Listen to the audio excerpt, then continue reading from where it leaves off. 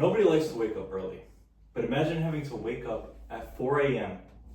so you can drive down to a clinic where you sit down for 4 hours and have a machine clean your blood because your body can't do that anymore for you. That's the sad reality of millions living with CKD. According to Kidney International, the global age standardized mortality rate of CKD is increasing, and CKD is predicted to be the 5th leading cause of death globally by 2040. This was cited by Alberto Ortiz in his article Preventing CKD and Maintaining Renal Health in September of 2025. Let's put that into perspective.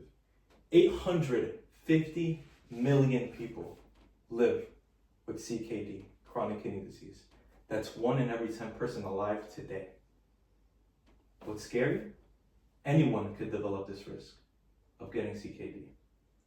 And these symptoms are often silent until it's too late. Today we're going to be talking about what chronic kidney disease is and how we can prevent it.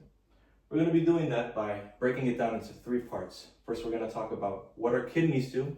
Then we're going to talk about what CKD is and what causes it. And finally, we're going to talk about how we can prevent it. So, our kidneys are 2 organs about the size of our fists that sit right below our ribs, and they're responsible for filtering our blood, keeping us healthy. They take in dirty blood, filter out excess waste and excess fluid, turn that into urine, and return clean water, clean blood back into our body. So although small, we see the importance of our kidneys. Our kidneys also have millions of these tiny filtration units called nephrons that are responsible, again, for filtering everything back into our ureter. So we understand what our kidneys do, but our question right now should be, what exactly is chronic kidney disease? Let's get to it. Chronic kidney disease occurs from progressive damage to your kidneys. If you have CKD, your kidneys cannot remove waste from the blood as well as they should. This was cited by FamilyDoctor.org on the American Academy of Family Physicians in July of 2025. So let's break down this citation. Chronic kidney disease occurs from progressive damage. What causes this progressive damage? We have 3 main culprits. The first being high blood pressure. High blood pressure causes damage to the delicate vessels in our kidneys that are responsible for assisting in the filtration process. Again, our kidneys have millions of these nephrons, and these nephrons have a formation called a glomerulus. Next, diabetes. People with diabetes have high blood glucose, meaning a lot of sugar in their blood. Our kidneys have to consistently take out all that sugar in our blood in order for us to stay healthy. That constant overworking of our kidneys leads to eventual kidney disease. And finally, heart disease. Our heart and our kidneys kind of work together as a team. If our heart isn't pumping enough blood into our kidneys, it's not giving enough blood for our kidneys, 1, to function, and 2, to do their job. So, we understand that our kidneys play a vital role into our health, and we understand how chronic kidney disease manifests. But our most important question should be, how can we prevent chronic kidney disease? So, let's look at this citation. The ABCDE approach. The ABCDE approach is centered around information on risk factors that can be generated by the healthcare system. This is quoted by Charles J. Farrow in his article ABCDE to Identify and Prevent Chronic Kidney Disease, a Call to Action, published by the Oxford Academic on September 2025. So apart from leading a healthy lifestyle, which is the very most important aspect of preventing CKD, we can follow this framework, and we can break it down now. A, albuminuria. Do I have albumin in my urine? Albumin is a protein that our kidneys are supposed to effectively filter out.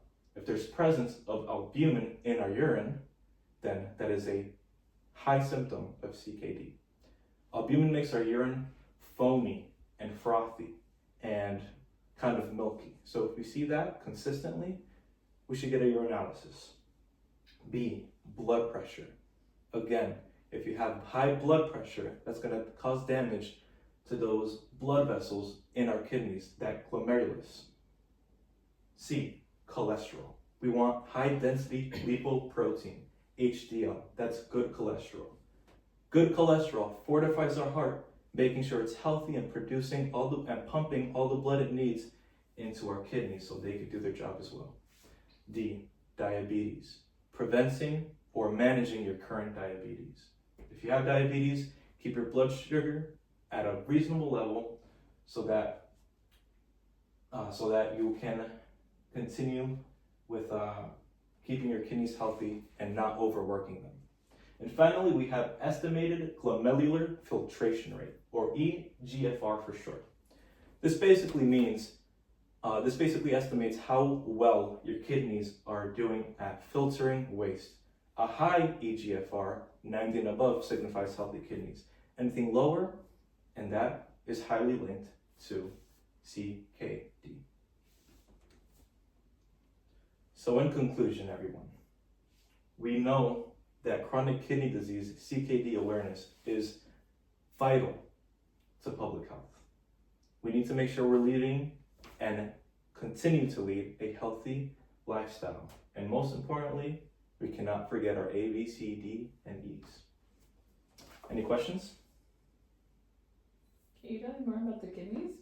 Sure. So apart from actually filtering out all this excess fluid and waste, our kidneys are also responsible for leveling our blood pressure by kind of taking apart and kind of like maintaining our sodium and the fluid in our blood. And they also help with the production of red blood cells through a hormone called erythropoietin. If we're not getting enough blood to our kidneys, they're going to send this hormone, EPO, erythropoietin, into our bone marrow, and that stimulates red blood cell growth. Any questions?